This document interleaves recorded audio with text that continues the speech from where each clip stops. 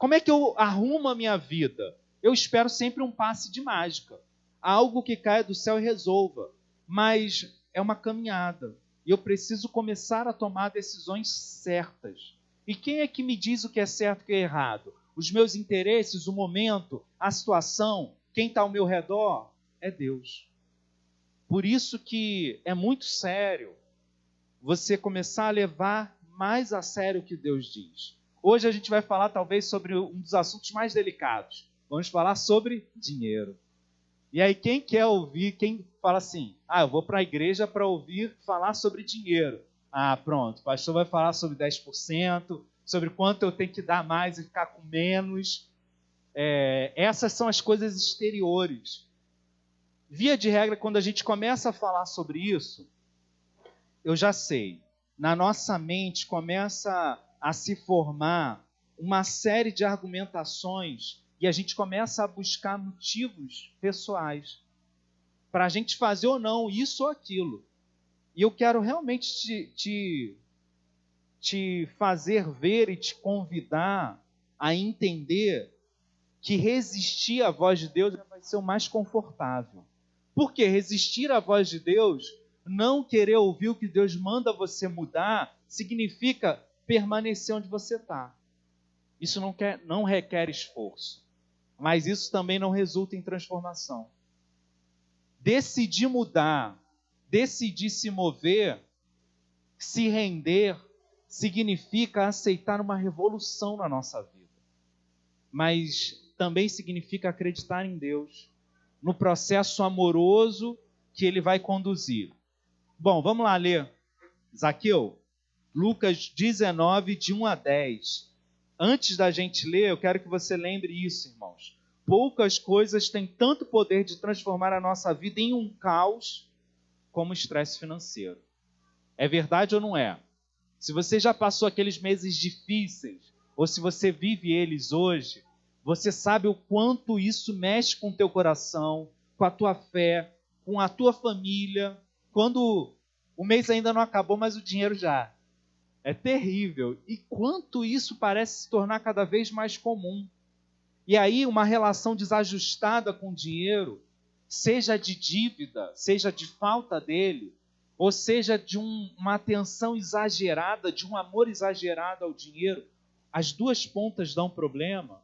Isso sempre vai resultar numa vida que é insegura, uma vida que constantemente está preocupado, está ansioso, está vendo tudo ao redor como inimigo, como hostil, e a gente precisa se libertar disso. A minha oração é que hoje se inicie um processo na sua vida e na minha. Vamos lá? Lucas 19, de 1 a 10, vamos orar? Senhor, em nome de Jesus, eu sei que a gente tem muitos muros levantados quando a gente fala do dinheiro. E muitas vezes a gente acha que nem tem. Porque a gente não vai buscar, a gente não vai cavar no nosso coração essas coisas porque elas geram estresse, porque elas geram incômodo. E a minha oração é que o teu Espírito nos incomode hoje, com clareza, e nos ajude a ter a força para perceber aquilo que a gente está fazendo errado e buscar a fé de que só o Senhor pode nos mudar. Porque muitas vezes o dinheiro se transforma num ídolo, num senhor malvado. E a gente vai deixando ele fazer o que quiser com a nossa vida porque a gente acha que depende dele. A gente acha que não tem outro jeito de viver. Mas a minha oração é para que o Senhor nos apresente de maneira clara e graciosa essa nova maneira de viver. Em nome de Jesus. Amém. Lucas 19, de 1 a 10 diz assim: entrando em Jericó, atravessava Jesus a cidade. Eis que um homem chamado Zaqueu, maioral dos publicanos e rico, procurava ver quem era Jesus, mas não podia, por causa da multidão, por ser ele de pequena estatura. Então, correndo adiante, subiu a um sicômoro, a fim de vê-lo, porque ali havia de passar. Quando Jesus chegou àquele lugar, olhando para cima, disse-lhe: Zaqueu, desce depressa, pois me convém ficar hoje em tua casa. ele desceu a toda a pressa e o recebeu com alegria. Todos os que viram isto murmuravam, dizendo que ele se hospedara com um homem pecador. Entre mentes, Zaqueu se levantou e disse ao Senhor: Senhor, resolvo dar aos pobres a metade dos meus bens. E se em alguma coisa tenho defraudado alguém, restituo 4 vezes mais. Então Jesus lhe disse: hoje houve salvação nesta casa, pois que também este é filho de Abraão, porque o Filho do Homem veio buscar e salvar o perdido. Amém. Eu sei que essa história é muito conhecida da gente, é muito batida, mas eu quero pedir que você mantenha o seu coração sensível ao que Deus quer falar com você. Quem era Zaqueu? Engraçado que o nome dele, na sua origem, significa justo. Alguém que era justo. Mas como a musiquinha que as crianças cantaram apontava, Zaqueu tinha uma ambição muito grande e usava o seu posto como coletor de impostos, como publicano, justamente para ter o máximo de lucro e tirar das pessoas aquilo que ele poderia ganhar para si. Eu fiquei pensando um pouquinho, hoje, na nossa sociedade, Zaqueu seria alguém de grande prestígio, porque ele é alguém que deu certo na sua profissão, ele era o maioral dos publicanos, e ele era alguém que tinha sucesso financeiro, ele era rico. Imagina alguém que tem o posto maior na sua profissão e é rico. Imagina essa pessoa em nosso meio. Como é que você trataria essa pessoa? Como você veria essa pessoa? Certamente, de maneira geral, a gente olharia para essa pessoa e fala: pô, eu queria ser como ela. Eu quero ter o que ela tem. Eu quero ter a tranquilidade financeira que ela parece ter. Eu quero ter o sucesso que muitas vezes a gente se engana e acha que preenche a nossa vida. E muitas vezes, boa parte do nosso tempo é gasto exatamente nessas duas coisas. Buscando mais dinheiro e prestígio, sucesso profissional. É ou não é? É só a gente pensar no nosso dia. Zaqueu fazia aquilo que a gente faz a maior parte das horas da nossa semana, mas é alguém que alcançou aquilo que muitas vezes a gente anseia, aquilo que muitas vezes é motivo da nossa oração. Senhor, me dá mais dinheiro. Senhor, melhora a minha posição profissional, me ajuda a ter esse ou aquele emprego. Mas eu posso dizer que Zaqueu era um homem feliz e com vida abundante? Não. Porque, embora a Bíblia não esmiúce essa parte, a gente começa a perceber o tipo de movimento que Zaqueu está fazendo e como ele era percebido no meio das pessoas. Imagina alguém honrado, tem uma multidão vendo alguma coisa, mas chegou aquela pessoa que todo mundo respeita. Você acha que a multidão não ia abrir lugar para essa pessoa passar? Zaqueu era o maioral dos publicanos e rico. Se chega alguém aqui no nosso meio e a gente está vendo alguma coisa, é quase que natural você dar passagem para essa pessoa. Mas ninguém deu passagem para Zaqueu. Ninguém deixou ele passar no meio da multidão. Isso começa a dizer um pouquinho do coração de Zaqueu, como as pessoas julgavam ele, como ele era recebido no meio do povo. Diz o texto também que ele era pequeno e imagina, ficar atrás não era uma solução para ele. Mas o texto vai dizer para a gente como que Zaqueu chegou a ser maioral dos publicanos. Ele era alguém que não desistia fácil. Ele pensa logo num plano. Ele faz um projeto, já que eu não consigo chegar lá, eu vou dar meu jeito. E ele olha toda a situação, percebe o caminho da multidão, vê uma árvore lá na frente e sobe. Zaqueu era um homem esperto, era um homem determinado, era alguém que sabia conquistar aquilo que ele deseja. Não era alguém, uma pessoa qualquer. E por isso a gente vê que diante do desprezo das pessoas, diante da sensação de que ele não tinha o que ele precisava, que era o prestígio, a altura, para chegar até Jesus, ele tenta dar um jeito. Eu fico pensando, eu vejo que Zaqueu superou o problema, mas imagino o quanto para ele deve ser difícil. Foi difícil naquele momento. Alguém que é deixado para trás sem dó nem piedade. Alguém que é tratado dessa maneira. E eu pensei quantas vezes a gente acaba se sentindo dessa maneira. Não importa o quanto a gente conquiste, não importa o quanto a gente avance, não importa o quanto a gente tenha vitórias, parece que nunca é suficiente. Parece que a gente sempre está correndo atrás de mais alguma coisa para achar o nosso lugar ao sol, para conquistar nas pessoas o respeito que a gente anseia. Eu não sei se você já se sentiu assim em algum jeito, em algum momento da sua vida, mas eu imagino o quanto era difícil para Zaqueu conquistar tudo o que conquistou, mas ser desprezado pelo seu povo.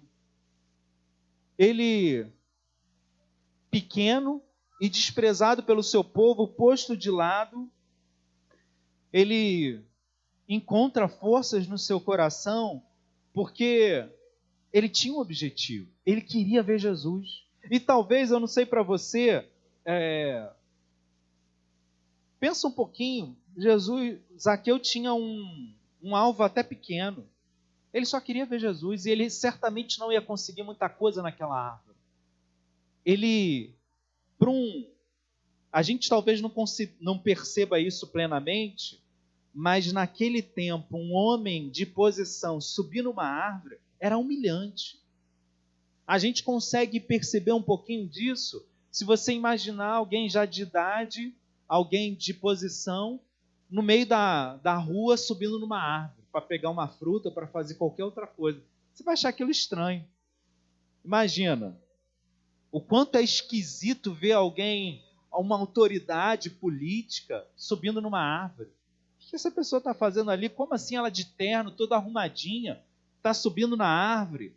Mas ele fez isso só para ver Jesus. E com isso, eu fico percebendo o quanto o coração de Zaqueu pesava. Porque ele, como a gente faz muitas vezes, ele toma uma decisão por ser desprezado, por o tempo todo não conseguir encontrar o respeito e o amor do seu próprio povo. Eu imagino o quanto Zaqueu se empenhou em ser o melhor. O quanto ele se empenhou em ter dinheiro. Vocês não me respeitam, então vocês vão ver.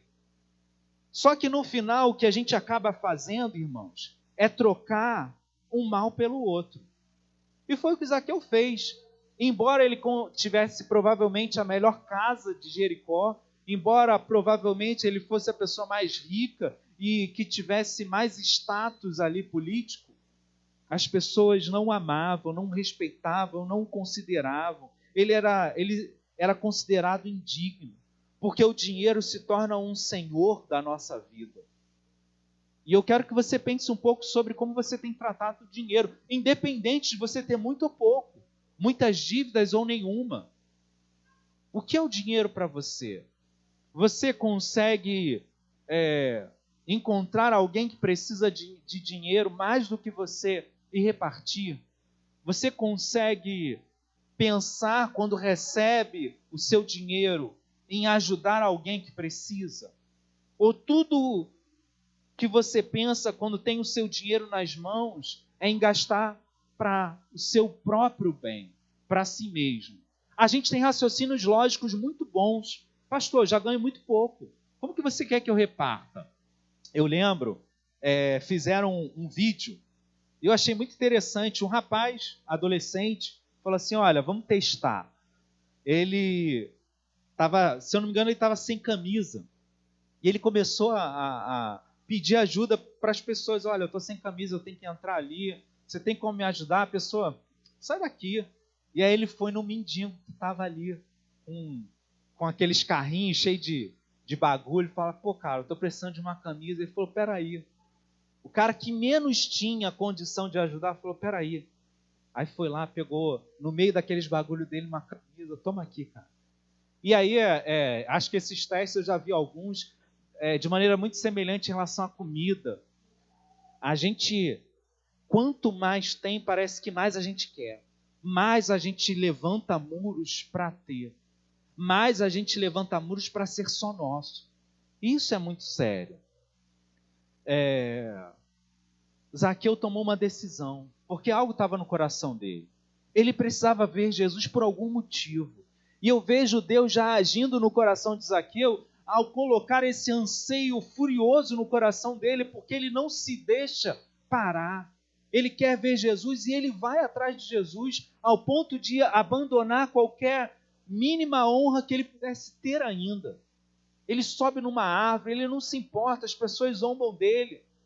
Mas a surpresa de Zaqueu, e eu acho isso muito legal no texto, é que ele não só vê Jesus, mas Jesus para e fala, olha, hoje eu vou para a tua casa comer. Esse texto é lindo, irmãos. É lindo porque logo em seguida o texto diz que as pessoas começam a criticar Jesus. Fala assim, como assim? Ele não sabe como esse cara é odioso, como esse cara rouba nosso dinheiro. Ele não sabe que ele vai comer na casa de pecadores. E eu acho que muitas vezes nós somos muito críticos com as pessoas. E até com a gente mesmo. A gente não é assim? Como assim? Essa pessoa ganhou isso? Como é que Deus pôde abençoar ela e não me abençoou? Porque, perceba, irmãos, tem algo em jogo aí. A multidão não somente critica o fato de Jesus ter ido comer na casa de Zaqueu, mas ela também se sente ressentida, rancorosa, remoendo o fato de nenhum deles terem sido escolhidos. Eles queriam ser o escolhido, eles queriam ter um tempo com Jesus. E eles se sentiam mais dignos do que Zaqueu. A gente também pensa assim. Quando a gente olha alguém ganhar alguma coisa e sente inveja, e sente aquela raivinha no coração, pô Deus, como assim?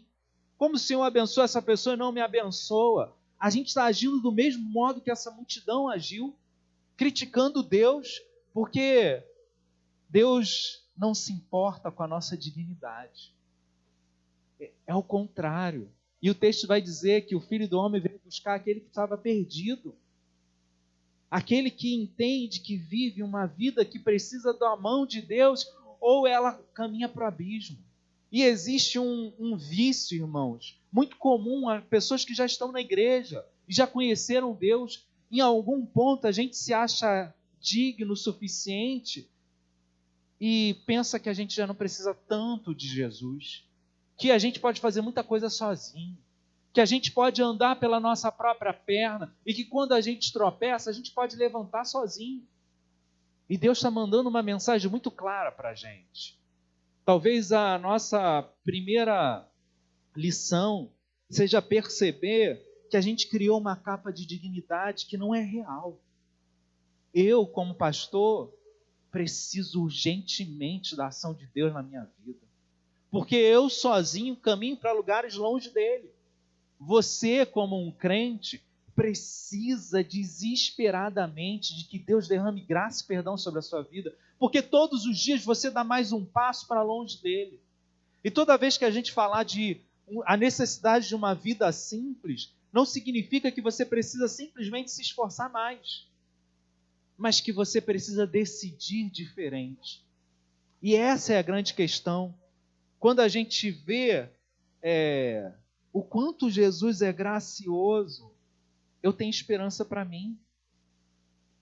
E eu fiquei pensando quantas vezes eu fiquei chateado porque eu achei que Jesus estava parando embaixo da árvore dos outros.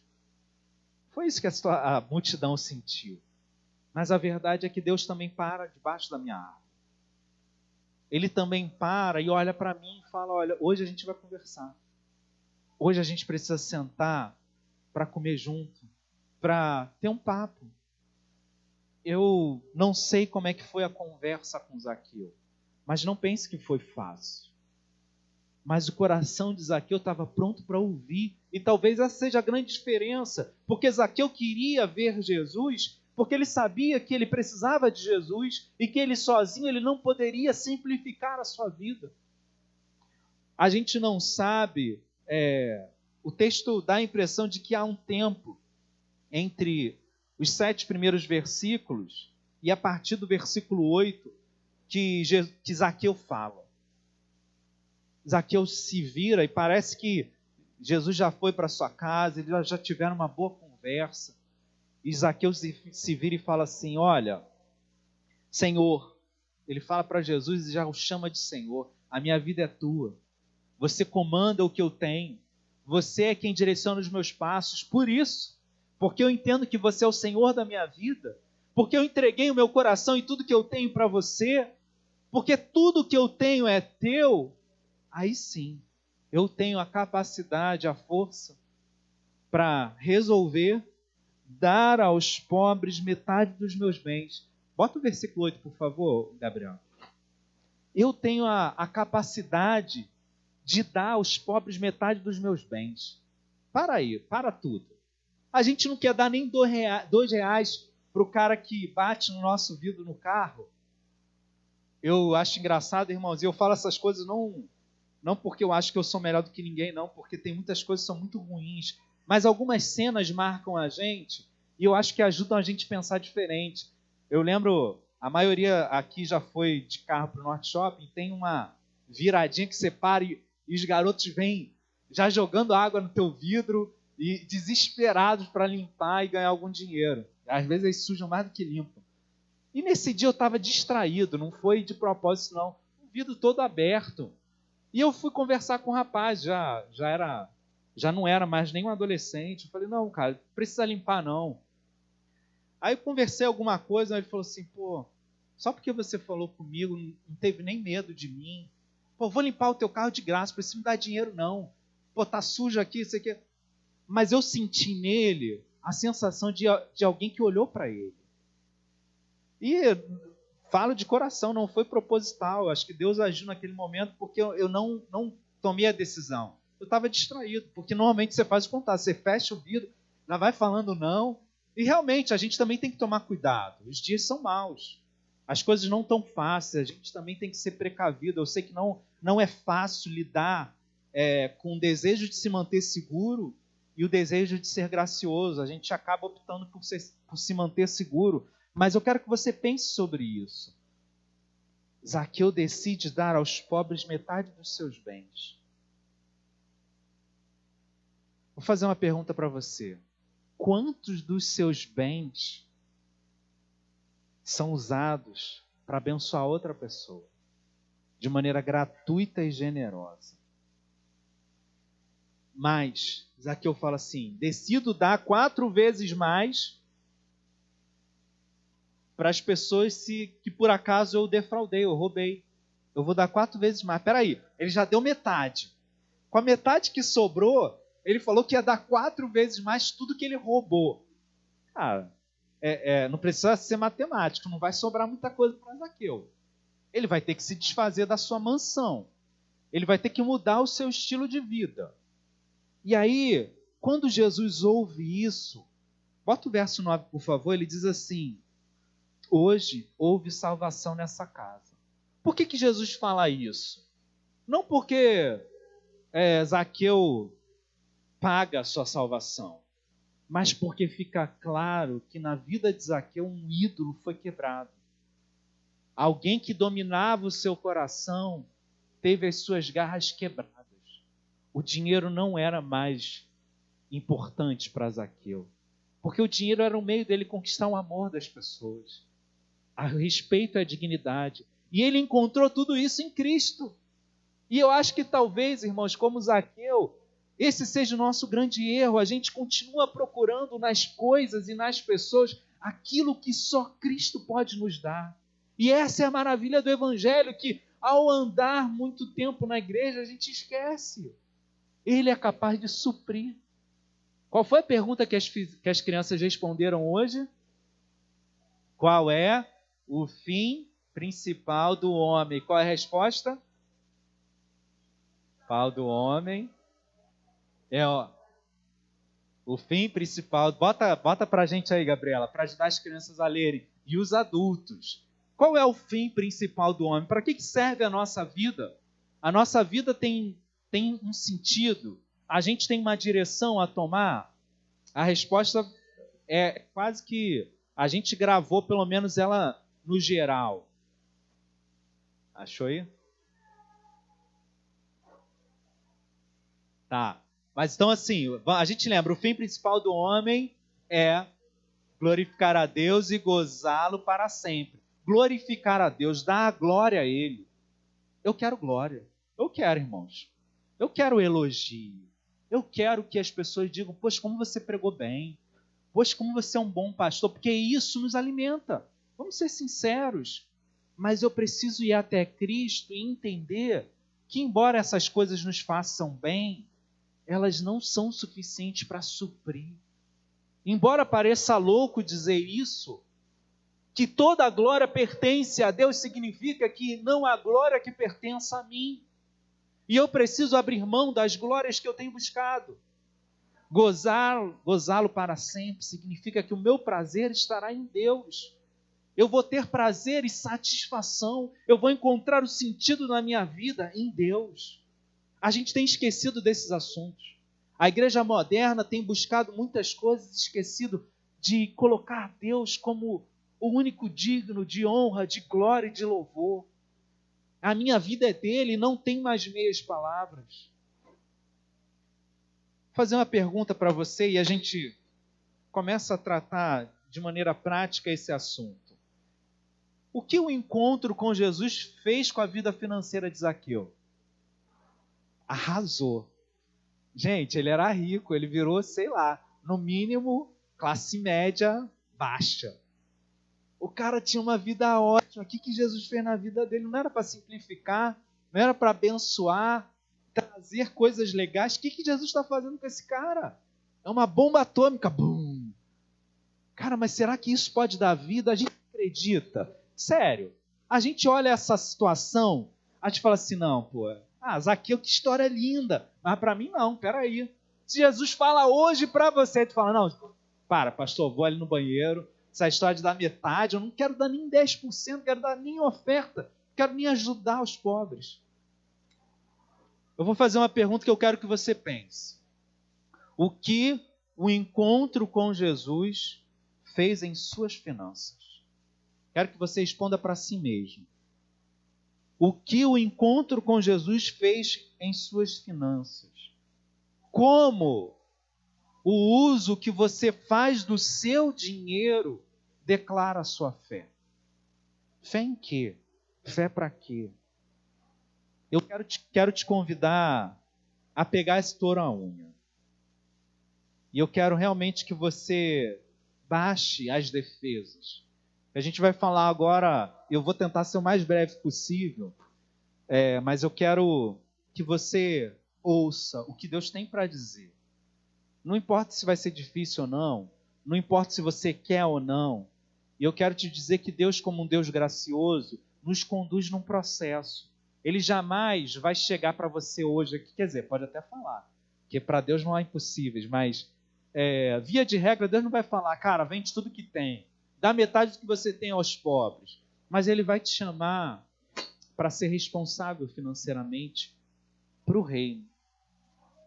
Eu sei que, volto a dizer, não há como ignorar. A quantidade de vezes que a Bíblia fala sobre dinheiro é uma evidência muito forte, que a relação adequada com as nossas finanças tem importância para Deus.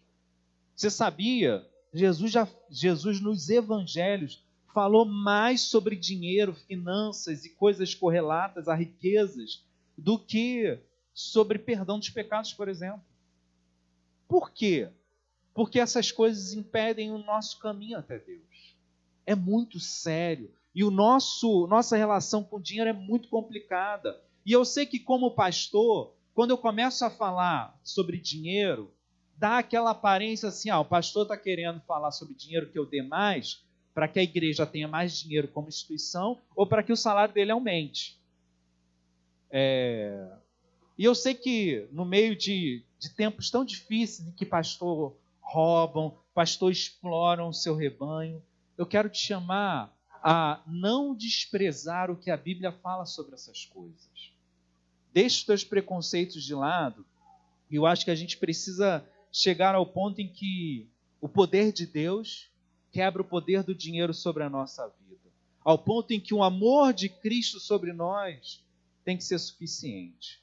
Então eu quero falar só 4 pontos para que a gente caminhe e grave em cima de tudo o que aconteceu com Zaqueu, a gente aplique na nossa vida. Primeiro, eu preciso aprender que tudo que eu venho vem de Deus, tudo que eu tenho vem de Deus.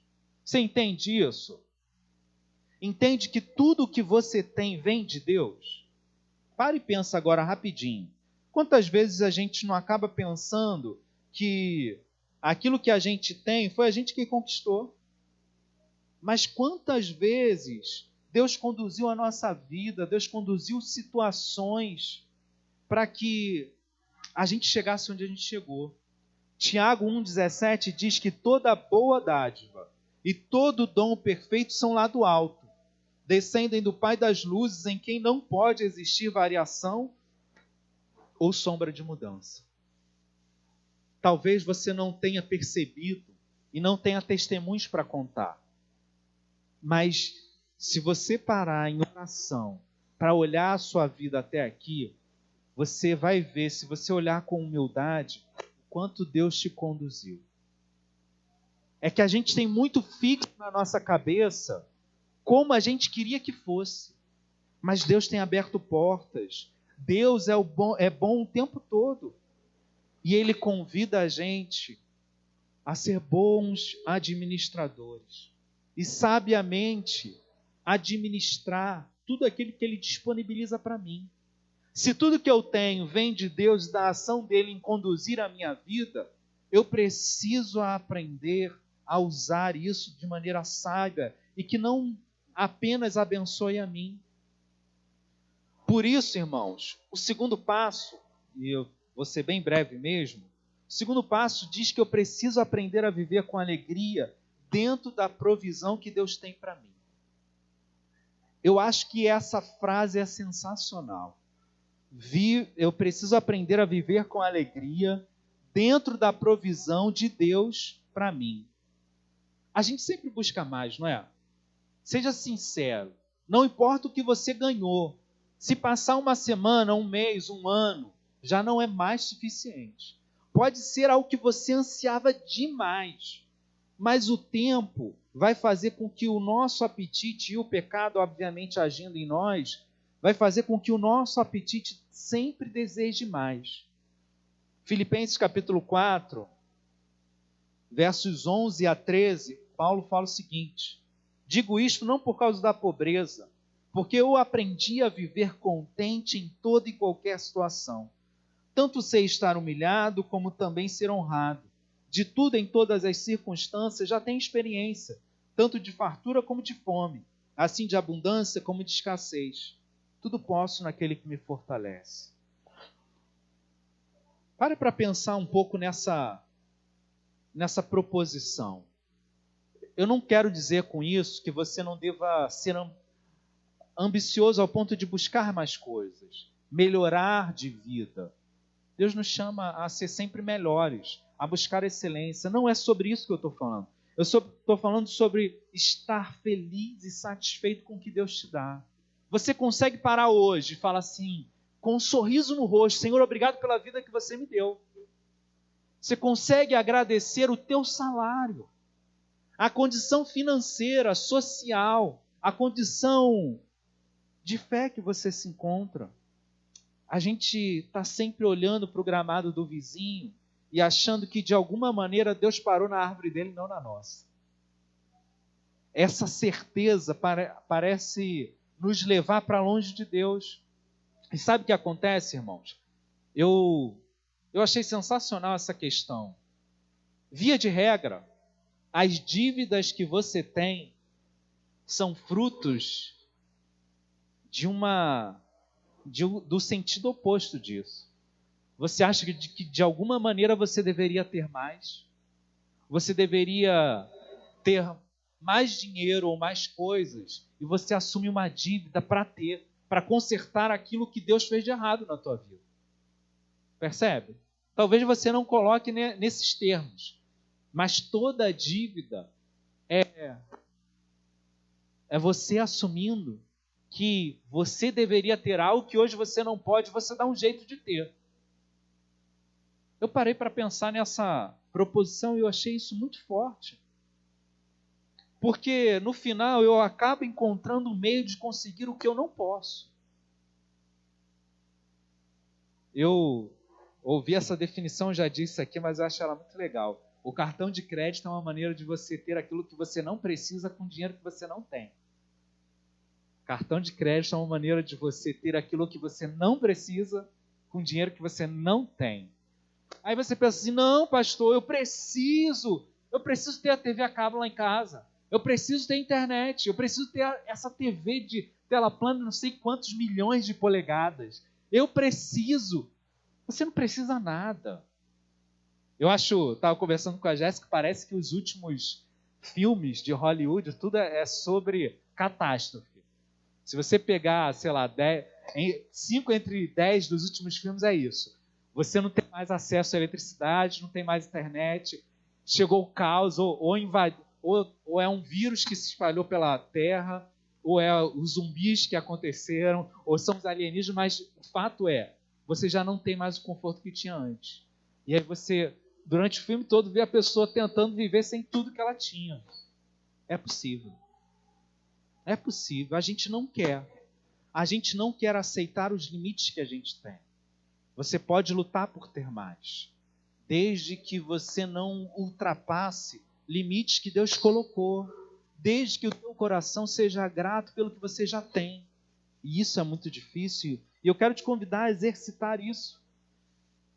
Se comprometa a viver feliz e satisfeito com o limite que Deus te oferece hoje. Com o que você ganha, com quem você é, o que você pode fazer. Essa é a grande pergunta. E aí eu acho que é o ponto que ninguém quer ouvir. E ser sincero, eu também não queria ouvir. Eu honro a Deus dedicando-lhe os primeiros 10% de todos os meus ganhos para os propósitos divinos no mundo. Você faz isso? Eu acho que esse aqui é um tema super polêmico. E a gente, sinceramente, irmãos, a gente fala assim, não, isso aí é coisa do Antigo Testamento. E é o tipo de ensino que a gente não se preocupa em validar. Você cria logo uma situação lógica, pô, beleza, passou. A gente lê todo domingo, acabou de ler, textos do Antigo Testamento que falam sobre os 10%, mas eu quero, pelo menos, focar no princípio. Você consegue abrir mão do seu dinheiro para o reino? Isso é muito sério, porque a igreja, instituição, só existe a partir do compromisso dos seus membros. Você não consegue pagar o aluguel de um lugar, o pastor e tantas outras coisas sem que membros se comprometam. E quando você diz assim, é coisa do Antigo Testamento, você está dizendo, eu não quero ter isso. Ou você está dizendo, eu vou usufruir sem dar a minha parcela. Estou falando de raciocínios lógicos. Mas você quer ser bíblico? Para mim, me chocou muito quando a gente teve a série de Lucas e tem a parte da viúva pobre. E aí chega aquela viuvinha com 2 moedas e coloca lá no gasofilácio e Deus fala assim, Jesus fala assim, tá vendo essa mulher? Ela deu mais do que todo mundo, porque ela deu do que ela tinha. Vamos pensar na nossa lógica? Como é que a gente trataria essa mulher hoje? Com o nosso pensamento hoje, você certamente arrancaria dela o privilégio de render a sua vida a Deus. E o mesmo conselho a gente daria para Zaqueu, deixa de ser bobo, Zaqueu. Não dá metade para os pobres o quê? Vamos fazer uma ONG, vamos fazer um instituto, vamos tentar dar um outro jeito para você manter o seu dinheiro. Porque o dinheiro é importante. Como a gente virou as razões, e assim, pensa, era uma viúva pobre. Gente, aquele dinheiro era importantíssimo. Como é que Jesus elogia o fato dela dar? Pior, a gente pode ir mais fundo. Jesus já tinha, de várias maneiras, criticado as pessoas que iriam administrar aquele dinheiro. A gente poderia falar, não dá essa moeda que os caras são ladrões, eles vão roubar, eles estão usando para benefício próprio. Mas a ação do nosso coração é o que importa para Deus. Deus vai cobrar o que cada um vai fazer com aquilo que a gente oferta. Mais uma vez, eu acho que não quero me destacar não, mas eu acho que serve como exemplo para a gente pensar em coisas que a gente pode fazer. Ontem a gente estava no parque e chegou um rapaz com uma tirinha de chiclete e falou assim, pô, cara, eu estou desempregado, tenho 2 filhas para sustentar, eu estou vendendo esse chiclete aqui para arrumar um dinheiro. R$ 1. Quando ele falou R$ 1, eu já me mexi todo por dentro. Assim, cara, que superfaturado. E o eu começou a falar, pô, tá doido, esse cara aí tá querendo ganhar. Essa história aí não é... Duvido que essa história seja verdade. Só que eu já treinei dentro de mim, eu falei, cara, tem momentos que eu tenho que dar o meu dinheiro. Se aquele cara pegar o dinheiro e levar embora e usar para droga ou para qualquer outra coisa, isso não diz respeito a mim. O que Deus trata comigo é que eu tenho que repartir. Eu falei assim, tá bom, me dá 2. Peguei uma nota de R$ 2, me dá 2. Doendo por dentro, né? R$ 2, 2 chicletinhos. Eu falei assim, cara, no final, o que é R$ 2? Você perde quando você puxa do bolso, cai. Quantas vezes você dá por bobeira? Eu preciso, dentro de mim, tomar a decisão que o meu dinheiro não é só para mim. E quando a gente fala sobre oferta, dízimo, oferta de missões, eu preciso já ter determinado no meu coração, a partir de uma conversa com Deus, quanto do meu dinheiro vai servir para institucionalmente o reino acontecer. Eu preciso decidir isso. Não é uma decisão que acontece todo mês. Sabe por quê? Porque é ou não é? O dinheiro vai sobrando, você vai gastando. Eu sei que a maioria de nós não tem dinheiro sobrando, mas não tem por decisão nossa também. A gente vai gastando até acabar. Eu posso decidir cortar. Para a gente, por exemplo, não foi fácil. A gente decidiu só ter a Netflix e a internet. A gente cortou HBO com 2 crianças em casa. HBO não, né? Canal por assinatura. E a gente mesmo tomou a decisão achando que ia ser um drama. Cara, já tem anos que a gente só vive assim. E a gente fala assim, cara, por que a gente pagava um caminhão de dinheiro na outra maneira? Porque você se acostumou. E tem um monte de coisas na sua vida que você pode tirar sim. Mas o ponto que eu quero chegar é, comece um processo na sua vida. Decida hoje aqui, decida ao longo dessa semana em oração, quanto que você vai dar para a igreja? Dê sim, irmãos. Eu não quero tornar esse momento... Eu sei que tem um monte de preconceitos e a gente está cansado de ficar ouvindo sobre isso, mas, pastor, não tem dinheiro. Você não tem R$ 10 para dar todo mês? Você não tem R$ 50 para assumir um compromisso mensal com a igreja? Você tem. Você pode não querer. Você pode querer pegar esse dinheiro e gastar em outro lugar. Aí é decisão sua. Mas não use o argumento eu não tenho. Use o argumento eu não estou afim. Eu tenho outras coisas que eu acho mais importantes. Não use o argumento eu não posso ajudar outras pessoas em situação financeira pior do que a minha, porque eu não tenho dinheiro. Deus tem te abençoado. A gente é mesquinho demais. A gente é mesquinho demais, irmãos. Enfim. Eu quero só fechar esse argumento falando o seguinte: você vai ter um monte de razões para não fazer, mas volte o seu coração para uma única razão: o que Deus diz. Se Deus fala, obedeça. Se está na Bíblia, creia. Se concentre no que é simples e coloque para Deus o seu desafio. Talvez 10% seja um desafio muito grande para você hoje. Assuma o compromisso de progredir, de dar R$ 50, de dar 20, e fala assim: Deus, se o Senhor aumentar o meu salário, eu dou. Agora, se ele aumentar, você tem que dar mesmo. Não é aquela história, não, Senhor, não precisa aumentar não, já aumentou aqui, tá tudo bem. A gente tem pouca fé para as coisas que realmente importam. Eu acho que, para a gente fechar, a Bíblia vai falar para a gente também ser prudente. Provérbios 6, de 6 a 8, eu não vou ler, mas ele vai falar como, por exemplo, a própria formiga é prudente ao ponto de, sabiamente, no tempo de abundância, reservar dinheiro, reservar alimento para o inverno. Todos nós passamos por invernos, irmãos, por crises, por momentos em que o dinheiro falta. Eu preciso ter a sabedoria de administrar o meu dinheiro e parte dele ser para uma reserva de emergência. Se você não tem, comece a se sacrificar hoje para que você tenha. Eu ouço muitas vezes, irmãos, pessoas falando: poxa, eu tive meu tempo de abundância. Hoje eu estou assim, sem eira nem beira. Hoje eu estou assim, sem um tostão, mas eu tive momentos de glória na minha vida. A gente não tem sabedoria para reservar para o futuro. E por fim, irmãos, você tem os seus ouvidos abertos para o que Deus quer fazer com o seu dinheiro? Você tem o seu coração pronto, sensível, voltado para o céu, atento às oportunidades para utilizar os teus recursos para o reino? Acho que esse é o último desafio. Todas essas coisas foi o que Zaqueu fez. Ele ficou atento, ele percebeu o quanto os pobres tinham tão pouco. A gente é egoísta, está sempre buscando aquilo que nos satisfaz. Eu duvido, irmãos, todo mundo aqui já deve ter tido em algum momento da sua vida aquela história de que você precisou muito, você estava apertado e alguém te abençoou. Mas você tem história de que você foi essa pessoa que abençoou? Você consegue perceber na sua vida um momento em que você abriu mão, falou, toma aqui.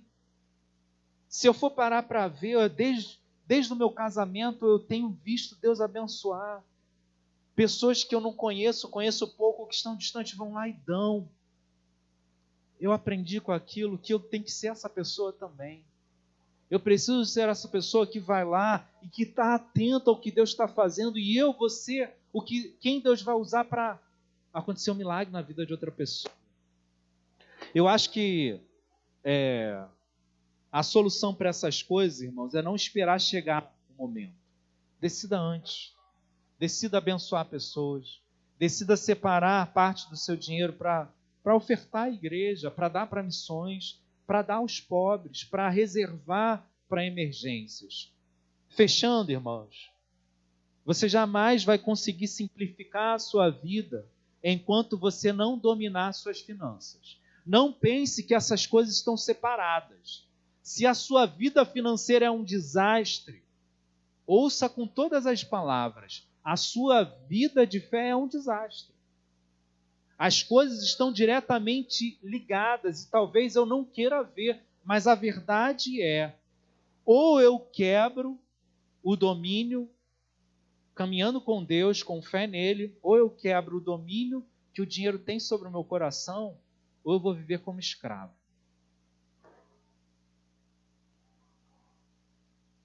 Eu quero fechar lembrando a você que a gente serve a um Deus de recomeços. Não importa como está a sua vida hoje, mas é um Deus também que chama a gente a viver a fé. Quero te convidar a entregar o controle da sua vida a Deus. Eu estava reparando, a gente cantou, e eu fiquei pensando, eu falei, gente, que música sensacional, né? Eu te quero mais do que o ouro, eu te quero mais do que tesouros, eu te quero mais do que a minha vida, Senhor. Aí fala assim, você cantou, tá? Te desejo mais do que 1000 bênçãos. Meu anseio é agradar o teu coração. Outro bem não possuo além de ti. Tu és a porção da minha herança. Eis o bem maior para mim. O meu coração não pode mais viver sem o teu grande amor. É verdade isso que a gente cantou? Você quer Deus mais do que o dinheiro? E se Deus tirar o dinheiro então? Tá tudo bem para você? Ah, não, Deus, eu te quero mais do que o dinheiro, mas o dinheiro tem que estar junto, né? Percebe? É difícil pra caramba, irmãos. E eu reconheço os desafios que eu enfrento. E sempre que você superar um, vai ter outro.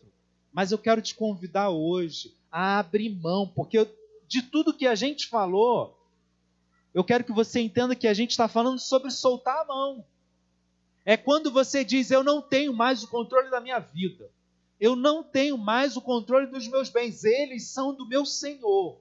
Eles são de Deus. E Deus vai decidir o que eu faço. É desesperador, irmãos. É desesperador pensar nisso. Mas eu fico imaginando, talvez seja disso que a gente precisa. Para viver aquilo que a gente tanto anseia viver em Deus. Não é a tua força, não são os teus talentos, mas o quanto você está disposto a exercitar a sua fé. Peça a Deus para lhe ajudar a enxergar como você tem tratado o dinheiro e as finanças. mas saia daqui com uma ou duas decisões. Sabe por quê, irmãos? Se você não sair daqui com uma ou duas decisões a respeito do seu dinheiro, a força desse momento vai se perder e você vai deixar para lá tudo que Deus te falou. Se você não sair hoje daqui com uma ou duas decisões, a força desse momento se perde e você vai deixar para lá. Como crentes em Cristo Jesus, eu acho que todo crente em Cristo Jesus precisa ter um compromisso financeiro com a igreja e um compromisso financeiro com aqueles que precisam mais do que você. Eu falei isso aqui outra vez, mas são decisões simples. Por exemplo, eu vou na feira, irmãos, eu vou pechinchar para comprar aquela fruta mais barata, melhor, e eu jogo, eu negocio com os caras, eles já me conhecem. Mas também tem horas que eu falo assim, não, cara, eu tenho que dar. E eu estou me obrigando a fazer isso porque eu não quero dar. Aí eu vejo aquele senhorzinho, gente, por que esse senhor está trabalhando ainda? Eu tenho que comprar na barraca dele. Coitado. Se nessa idade ele ainda precisa trabalhar, o mínimo que eu posso fazer é garantir que ele tenha menos produtos para levar para casa. A gente tem que quebrar essa mentalidade de ganho. Desafio para a gente fechar: organize sua vida financeira. Pare de fazer dívidas e de agir como se Deus não se importasse com a maneira que você utiliza o seu dinheiro. Ele se importa e o mundo também. A maneira como você usa seu dinheiro diz ao mundo quem você é e no que você acredita.